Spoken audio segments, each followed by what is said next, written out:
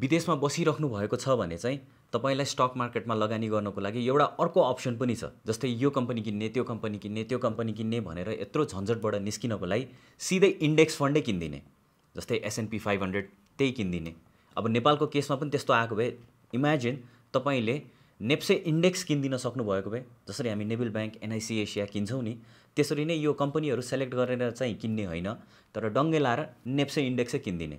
So NEPSE बढ्यो भने तपाईँले कमाउनु भयो, नेप्से घट्यो भने तपाईँले गुमाउनु भयो। यस्तो किसिमको प्रोभिजन चाहिँ अहिले नेपालमा छैन, तर नेप्से 30 को इन्ट्रोडक्सनबाट चाहिँ अब यसरी इन्डेक्स फन्डमा पनि लगानी गर्ने माहौल चाहिँ बन्दै आउँदैछ। सो यो नेप्से 30 के हो, नेप्से 30 मा कस्तो किसिमको कम्पनीहरू पर्छ र नेप्से 30 आइसकेपछि के हुन्छ त भनेर चाहिँ आजको भिडियोमा सम्पूर्ण जानकारी लिएर आएको छु। So please watch till the and.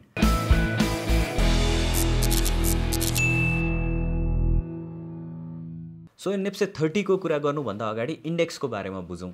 World wide index चाहिँ दुईटा किसिमबाट डिटरमाइन हुन्छ, एउटा प्राइस वेटेड, एउटा भ्याल्यु वेटेड। प्राइस वेटेडमा चाहिँ स्टकको प्राइसेसहरूले गर्दाखेरि त्यो इन्डेक्स बन्ने गर्छ भनेपछि चाहिँ तपाईको भ्याल्यु वेटेडमा चाहिँ मार्केट क्यापिटलाइजेसनको कन्सेप्टले चाहिँ हाम्रो इन्डेक्सहरू बन्ने गर्छ। प्राइस वेटेड इन्डेक्सको एक्जाम्पल हेर्ने हो भने US को डाउ जोन्स चाहिँ प्राइस वेटेड इन्डेक्स हो। त्यसै गरी जापानको नेकाई 225 पनि प्राइस वेटेड इन्डेक्स फन्ड हो। र भ्याल्यु वेटेड अर्थात् मार्केट क्यापिटलाइजेसन बेस्ड इन्डेक्स फन्डको कुरा गर्नुहुन्छ भने निफ्टी 50 भन्नुहोस्, तपाईँको S&P 500 भन्नुहोस्, इनफ्याक्ट हाम्रो नेप्से पनि यो भ्याल्यु वेटेड इन्डेक्समा पर्न जान्छ। सो यसै गरी नेप्से 30 पनि नेप्सेलाई फलो गर्दै भ्याल्यु वेटेड इन्डेक्स फन्डमै पर्न जान्छ। जस्तै इन्डियामा निफ्टी 50 चाहिँ इन्डियाको 50 वटा सबैभन्दा ठुलो लार्जेस्ट कम्पनीले बनेको इन्डेक्स हो भने सेन्सेक्स चाहिँ टप 30 कम्पनीजले बनेको इन्डेक्स हो। त्यसै गरी नेप्से 30 भनेर नामले नै क्लियर गरिदिएको छ, यसमा 30 वटा कम्पनी पर्छ र यो 30 वटा कम्पनीको इन्डेक्स फन्ड चाहिँ नेप्से 30 हुन जान्छ। अब नेपाल स्टक एक्सचेन्जमा अराउन्ड 300 प्लस कम्पनीजहरू छ, त्यसमध्ये 30 वटा कम्पनी मात्र यो नेप्से 30 मा लिस्टेड हुन्छ भनिसकेपछि यसको सेलेक्सन क्राइटेरिया के होला त भनेर पोइन्ट वाइज बुझौँ। सो यो कम्पनीहरू सेलेक्ट गर्नको लागि 6 वटा क्राइटेरिया नेपाल स्टक एक्सचेन्जले निकालेको छ। सो फर्स्ट क्राइटेरियाको कुरा गरौँ। फर्स्ट क्राइटेरियामा दुईटा चिज पर्छ। फर्स्ट चिज भनेको चाहिँ तपाईँको बुक भ्यालु पर सेयर चाहिँ पेड अप क्यापिटल भन्दा बढी हुनु पर्यो र सेकेन्ड चिज भनेको चाहिँ लेटेस्ट आर्थिक वर्षमा पनि तपाईँ प्रफिटमा हुनु पर्यो र 5 वर्षको इतिहास हेर्ने हो भने कम्तीमा 3 वर्षमा चाहिँ तपाईँले प्रफिट गरेकै हुनु पर्यो।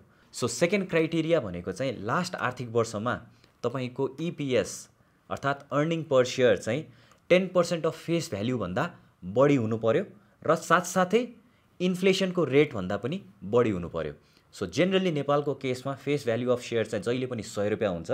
सो त्यसको 10% भनेको 10 रुपैयाँ र इन्फ्लेसन पनि 7, 8, 9% यसैमा खेलिरहेको हुन्छ भनेपछि यो सेकेन्ड क्राइटेरियाले चाहिँ तपाईलाई के भन्छ भने तपाईको कम्पनीको चाहिँ EPS 10 भन्दा माथि हुनु पर्यो। सो थर्ड क्राइटेरियामा चाहिँ वाला कन्सेप्ट छ। सो त्यसमध्ये फर्स्ट क्राइटेरिया भनेको चाहिँ के हो भन्दा तपाईको प्रमोटर सेयर या पब्लिक सेयर भनौँ न, पब्लिक सेयर चाहिँ 25% भन्दा बढी नेपाल स्टक एक्सचेन्जमा लिस्टेड भएको हुनुपर्छ। अर्थात् तपाईको प्रमोटर सेयर 80%, पब्लिकमा जम्मा 20% छ भने तपाईँ यसमा समावेश हुन पाउनु भएन। प्रमोटर सेयर 75 र पब्लिक 25 छ भने चाहिँ पाउनु भयो। सो एटलिस्ट पनि पब्लिकमा 25% चाहिँ तपाईको सेयर चाहिँ लिस्टेड भएको हुनुपर्छ।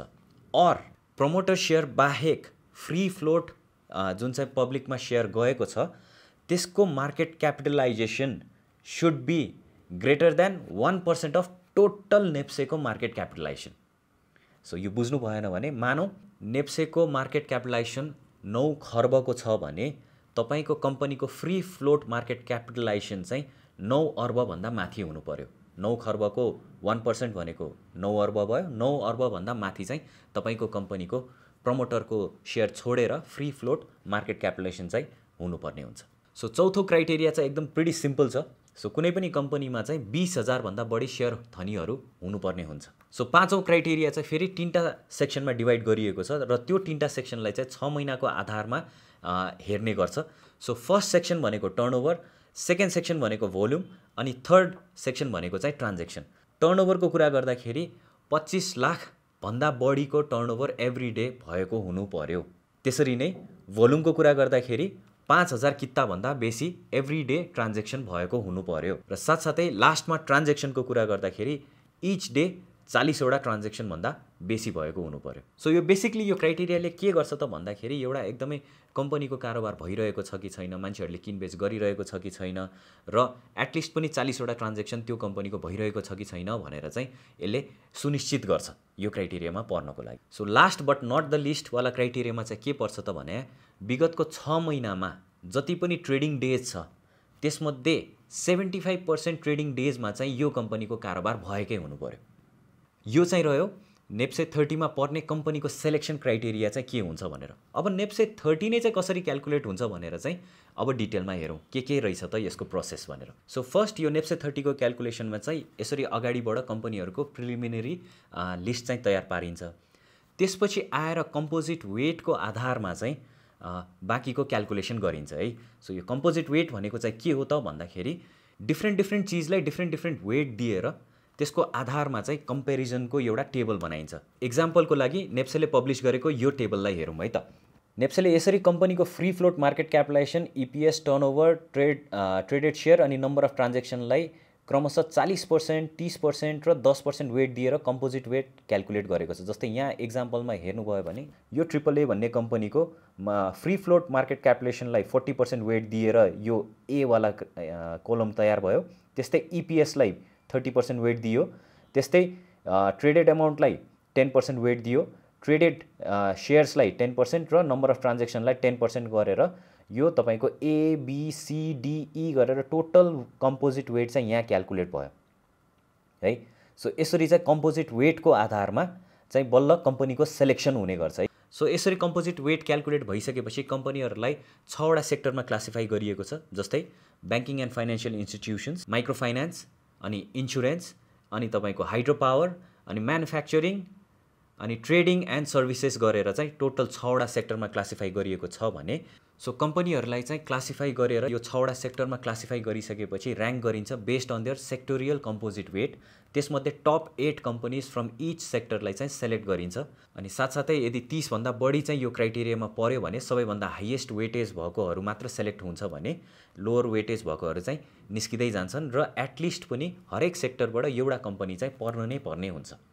सो नेप्से 30 को क्याल्कुलेसन चाहिँ कसरी हुन्छ त भन्दा यसरी सेलेक्ट भइसकेको कम्पनीको total market capitalization divide by base market capitalisation into 1000। So NEPSE index चाहिँ 100बाट सुरु भएको थियो भने नेप्से 30 चाहिँ 1000बाट सुरु हुने गर्छ।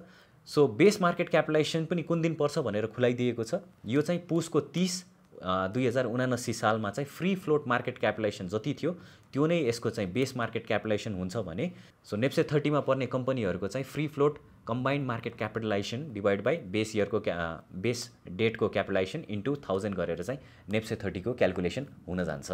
सो अब तपाईँलाई लाग्न सक्छ कि नेप्से 30 मा एकचोटि कम्पनी परेपछि सधैँ त्यही कम्पनीहरू नै परिरहन्छ त भनेर। यसको आन्सर हो पर्दैन। यो चाहिँ टाइमली इयरली 2 चोटि रिभ्यू हुने भनेर चाहिँ नेप्सेले खुलाइदिएको छ। सो 2 चोटि भन्दा कहिले त भन्दाखेरि भाद्र र फागुन महिनाको लास्ट फ्राइडेमा चाहिँ जहिले पनि नेप्से 30 चाहिँ रिब्यालेन्स हुन्छ। सो त्यसले गर्दाखेरि आज नेप्से 30 मा पर्न सफल भएको कम्पनी 6 महिनापछि पनि पर्छ भन्न चाहिँ सकिँदैन। सो आफ्नो कम्पोजिट वेटको आधारमा चाहिँ विभिन्न कम्पनीहरू टाइमली चाहिँ यो नेप्से 30 मा चाहिँ एन्ट्री र एक्जिट पनि हुने गर्छ है। सो बेसिकली नेप्से 30 भन्नुपर्दाखेरि एउटा स्टकको बास्केट जस्तै भयो जुनलाई चाहिँ हामीले हाम्रो प्रडक्ट मनी मित्र भित्रको गुरु मन्त्रमा पनि एउटा स्टक बास्केट जसमा चाहिँ फरएभर ब्लू चिप कम्पनी, रिजर्भ्स धेरै भएको कम्पनी, अहिलेको टाइममा सुपर कमर्सियल ब्याङ्कहरू भएको कम्पनी जसरी स्टक बास्केट छुट्याइदिएको छौँ त्यसै गरी नेप्सेले पनि नेप्सेमा लिस्टेड चाहिँ टप 30 कम्पनीहरूलाई छुट्याइदिएर एउटा बास्केट बनाइदिएको छ जसकारण चाहिँ मान्छेहरूलाई लगानी गर्न पनि सिम्पल हुन्छ। सो अब कुरा गरौँ यो नेप्से 30 आइसकेपछि हामी एज अ इन्भेस्टर या हामी एज अ सेयर मार्केटमा लागिरहेको मान्छेलाई के फाइदा हुन्छ त भन्दाखेरि अब बिस्तारै इन्टरनेसनल प्र्याक्टिससँगै मिल्दै जाँदैछ हाम्रो नेपालको स्टक एक्सचेन्ज पनि। सो तपाईको अब इन्डेक्स फन्डमा लगानी गर्ने या इटिएफमा लगानी गर्ने चाहिँ माहौल बन्दैछ भनेर पनि बुझ्न छौँ। सो यो इटिएफ इन्डेक्स फन्ड भनेको चाहिँ के हो भनेर चाहिँ यो कम्प्लिटली अर्को फेरि भिडियोमा कुरा गरौँला। तर के बुझ्नुस् भने नेपाल पनि इन्टरनेसनल स्ट्यान्डर्ड प्र्याक्टिसेसमा चाहिँ बिस्तारै भिज्दैछ भनेर चाहिँ बुझ्नु होला यो नेप्से 30 को आगमनले। अर्को कुरा के गर्न सकिन्छ त भन्दाखेरि सिन्स यो नेप्से 30 चाहिँ एकदमै क्राइटेरियाहरूबाट सेलेक्ट भएर आएको कम्पनीहरू हुन्छ। सो तपाईँले नेप्से 30 मा कुन कम्पनी परेको छ त भनेर चाहिँ आफ्नो लगानी गर्नको लागि आफ्नो स्ट्र्याटेजी पनि यो नेप्से 30 लाई हेरेर पनि बनाउन सक्नुभयो। अनि त्यसपछि अर्को बेनिफिट चाहिँ एज अ इन्भेस्टर हामीलाई के हुन्छ त भन्दा हरेक कम्पनी चाहिँ यो नेप्से 30मा पर्नको लागि चाहिँ इच्छुक हुन्छन् बिकज त्यो चाहिँ राम्रो कम्पनी हो भनेर हुन्छ। सो त्यो कारणले गर्दाखेरि कम्पनीहरूमा पनि कर्पोरेट गभर्नेन्स चाहिँ राम्रो हुन्छ, उनीहरूले टाइमली रिपोर्ट पब्लिस गर्छन्, सक्दो राम्रो रिपोर्टहरू चाहिँ आओस् भन्ने हिसाबले कम्पनीहरूले पनि मेहनत गर्छन्। सो यसले चाहिँ ओभरअल सबैलाई विन विन सिनेरियो चाहिँ हुने देखिएको छ। This is a very positive step towards future of Nepal stock exchange and we should be welcoming यो NEPSE 30 with all our open heart. यसको चाहिँ डिसएडभान्टेज चाहिँ के हुनसक्छ त भन्दाखेरि जुन चाहिँ ठुल्ठुलो कम्पनीहरू छ जसको चाहिँ फ्री फ्लोट मार्केट क्यापिटलाइजेसन चाहिँ 25% भन्दा तल छ, त्यस्तो खालको कम्पनी चाहिँ अहिले एकैचोटि यसमा परिहाल्दैनन् हैन।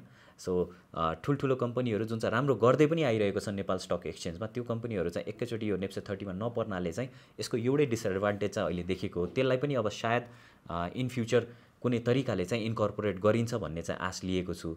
So what do you think यो नेप्से 30मा कस्तो खालको कम्पनी या कुन कुन कम्पनी पर्न सक्ला भनेर चाहिँ हामीलाई कमेन्ट सेक्सनमा लेख्न चाहिँ नबिर्सिनु होला। I hope you like this content. यस्तै खालको कन्टेन्ट अर्को पालि पनि म लिएर आउने नै छु। अन्टिल देन टेक केयर, नमस्ते, have a nice day, by by.